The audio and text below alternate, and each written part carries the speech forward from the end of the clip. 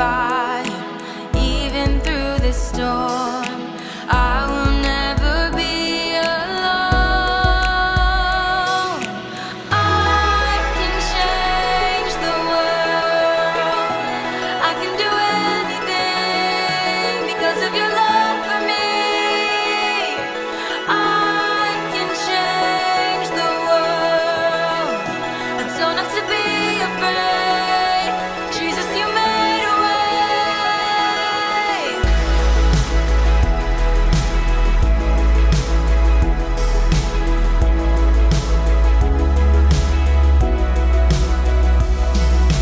Fill us with your kindness, fill us with your love. Help us honor everyone. You will give us courage, you will give us strength. You will always make a way. I can change the world. I can do anything because of your love for me. I can change the world. I don't have to be afraid. Jesus, you made a way. I can change the world. I can do anything because of your love for me. I can change the world. I don't have to be afraid. Jesus, you made a way.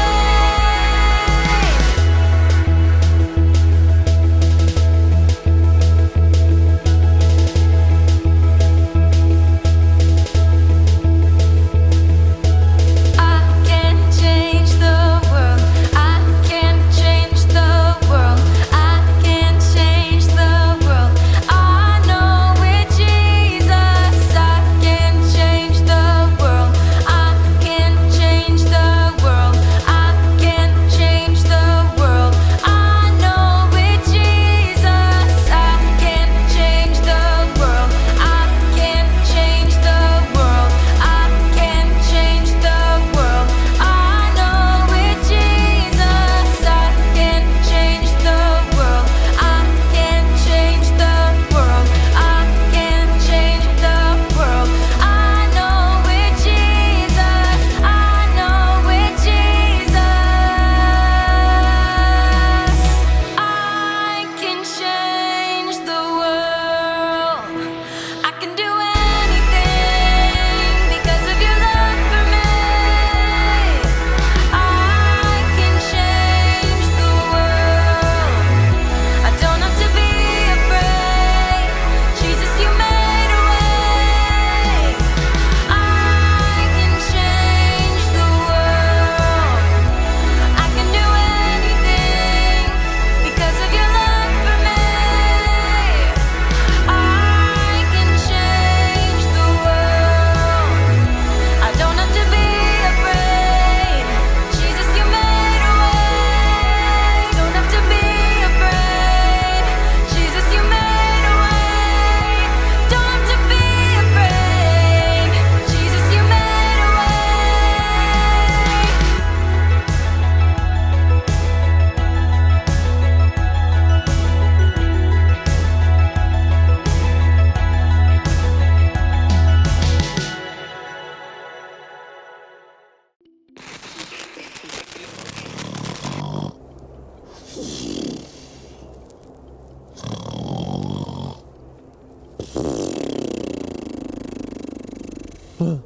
Spiders and ice monsters.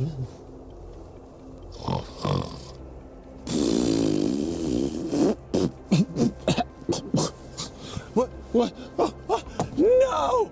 I'm blind! Oh, wait. No. No, I'm not blind. I'm not blind. But I wonder if I'm late. I think I'm late. What time is it? It's, oh no! I'm late. I'm supposed to be watching Puffins today. I know I'm late. I don't even know. Let me see. Oh, they're going to fire me. They're going to be so angry at me because I've overslept. I'm supposed to be looking at Puffins. I'm supposed to be looking at Puffins. Let's see. Oh, maybe I've got an email. Maybe I've got it. Oh, Oh, it's okay. Oh, whew. They said all is forgiven. I just got an email from HQ. That's headquarters. That's our headquarters here at the Ice Palace. And they've, whew. Oh, that's good, because apparently puffins don't even wake up until like 9 a.m. Now the problem is this: I'm in the Arctic Circle and the sun never goes down. So I'm constantly having to put my mask over my eyes, and I think they gave me eye mask, but I don't like that nearly as much as my face mask because it's warm, because I've been breathing in it, and I put it over my eyes and it helps me fall asleep, and that's really good. But what we're gonna be checking out is puffins today, and puffins are short. So let me see, I wonder if I've got, yeah, I think one snuck in here. Here's a puffin, and these puffins are crazy. You go to what's called a puffinry, right? Where they all hang out and they all sit around, and this is what they sound like. They kind of like cows, a little bit like cows. I don't know why. This is obviously not a real puffin, but it sounds a little bit like a cow, even though that's not necessarily how they sound. However, the thing that gets me about puffins is they jam a bunch of different fish into their mouth. I wonder how many fish they can actually fit into their mouths. There's like 10 over there, and they're, if I put that much stuff in my mouth, it would be disgusting. People wouldn't want to eat with me. They'd be like, dude, you gotta learn how to chew with your mouth shut. But if I stuck that many sardines in my mouth, I couldn't chew with my mouth shut. It would be full. This is fascinating.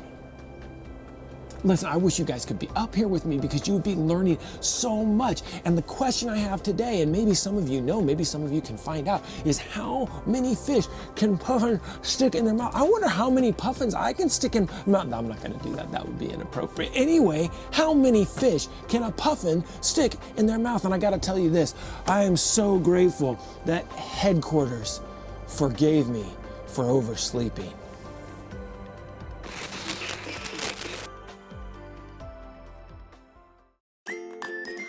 Hello, friends.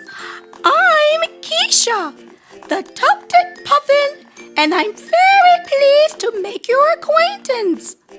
There is always a flurry of activity here in our circus of puffins. The newcomers are always welcome. For most of the year, I live in the ocean, floating on the waves and diving as much as 200 feet to get some yummy fish for me and my little pufflings. I average about 10 fish per trip. But do you want to know my personal record? It's 58! That was a full mouth, but I was pretty impressed with myself. I think the pufflings were too. As much as I love the ocean, sometimes a bird just got to fly, and oh boy, do I really fly! I hit 52 miles per hour the other day. With all this movement, you'd think I would have trouble holding still, and you'd be right. If I'm not flying or swimming, you'll probably find me working on my house. I use my awesome beak and sharp claws to dig out a burrow. Then we work together to build our nest at the back of the burrow so all pufflings can be safe. Let me tell you, there are plenty of times when I make a mistake. I forgot that there were fish in my mouth and tried to talk to a friend. I once thought that seaweed would be good for a nest. It's not. And one time, I was lost and thought and blew right into another circus member. I thought they'd kick me out of the group for sure. But guess what? They didn't. They forgave me, and they let me keep learning and growing. Now, I know what it's like to be forgiven, and I want to make sure I always forgive others too. When Bob stepped on my special rock the other day, I just had to remember that I have done much worse, and I forgave him. Since I am forgiven, I can forgive others too. Hey Crosswalk kiddos, welcome to day 2 of our VBS program. It's Bible story time with Pastor Mike, and today we're going to be looking at a very special and super important story in the Bible. I hope you had an awesome day yesterday. Today, we're going to be looking at the theme of I am forgiven, and I'm going to be sharing the story of the unforgiving servant with you. This story is found in Matthew chapter 18, verses 23 through 35, and it goes like this. Jesus says, "For this reason, the kingdom of heaven can be compared to a king who decided to bring his accounts up to date with servants who had borrowed money from him. In the process, one of his debtors was brought in who owed him millions of dollars. He couldn't pay, so the king ordered that he, his wife, and his children, and everything he had be sold to pay the debt. But the man fell down before the king and begged him, 'Oh, sir, please be patient with me. I will pay it all.' Then the king was filled with pity for him, and he released him and forgave his debt. But when the man left the king, he went out to a fellow servant who owed him a few $1,000s. He grabbed him by the throat and he demanded instant payment. His fellow servant fell down before him and begged him for a little more time. 'Be patient and I will pay it,' he pleaded. But his creditor wouldn't wait. He had the man arrested and jailed until the debt could be paid in full. When some of the other servants saw this, they were very upset. They went to the king and they told him what had happened. The king then called in the man who he had forgiven, and he said, 'You evil servant, I forgave you that tremendous debt because you pleaded with me. Shouldn't you have mercy on your fellow servant, just as I had mercy on you?' Then the angry king sent the man to prison until he had paid every penny. That's what my heavenly Father will do to you if you refuse to forgive your brothers and your sisters in your heart." Kiddos, that's the story for today. It talks about the incredible forgiveness of God, and because of God's great forgiveness for us, we should also be forgiving to one another. Hope you learned a great lesson today. Can't wait to see you tomorrow. Bye-bye.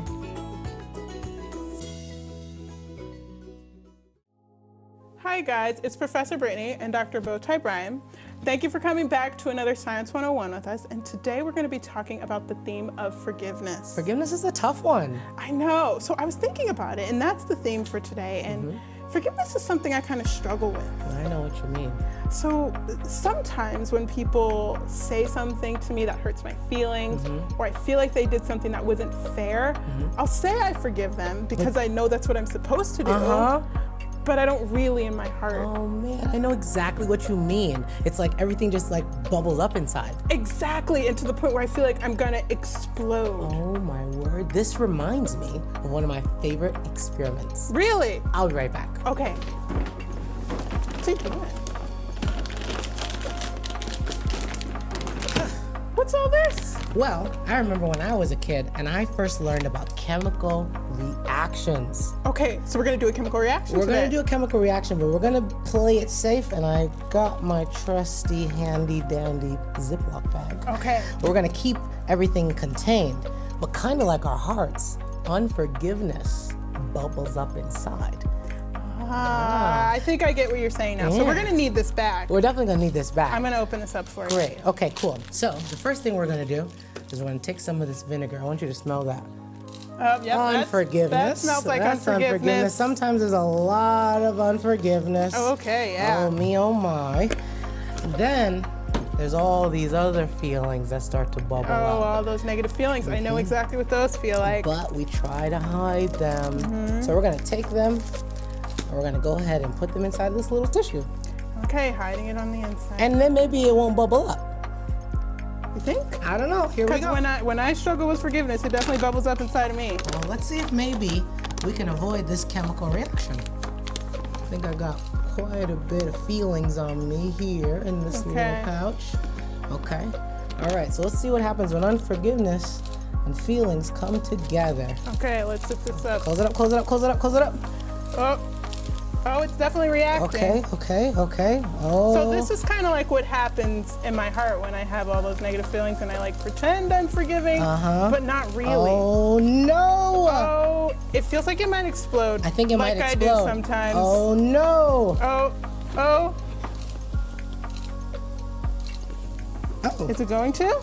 Oh, it might actually be settling. I think it might be settling. Maybe it's starting the forgiveness process. And I think that's why God wants us to forgive other people, I think so too. so we don't explode. Exactly. And you think if we waited long enough that this bag would deflate any? It might be a little bit. What if we added more vinegar? Oh, we could try. I don't want to do that. Okay. Yeah, because the lesson today is all about adding more forgiveness to our You're hearts. right. You're right. This was a good illustration for me. And a good reminder that I do need to forgive so that I don't explode like the bag. Yeah, I think it's a good reminder for me as well to receive God's forgiveness so I can learn to forgive others. Amen. I'm Professor Brittany, And I'm Dr. Bowtie Bryan. and we'll see you Next time.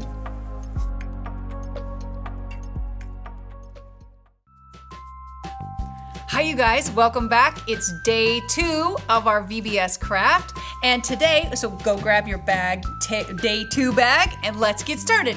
Who do we have today? Armand. Amy. Sydney. Excellent. Let's get started. So I am forgiven. That's the theme of today. And Puffin is the animal we're learning about. So we're going to do something that's really fun.